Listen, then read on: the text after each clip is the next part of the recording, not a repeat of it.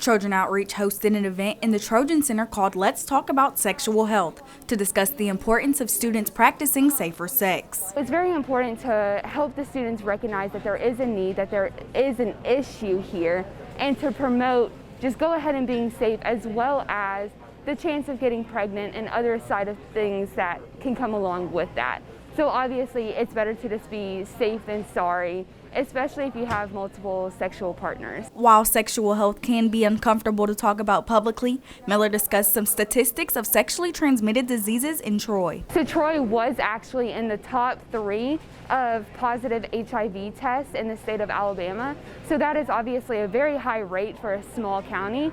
During the event, Trojan Outreach talked about proper feminine products to use and different contraceptives. They also took this time to promote their new campaign for students. We're also advertising for our bedside bag project, which is where you can scan a QR code and fill out a Google document and request confidentially condoms, internal condoms, pads, and tampons, as long as lube and a couple of other options.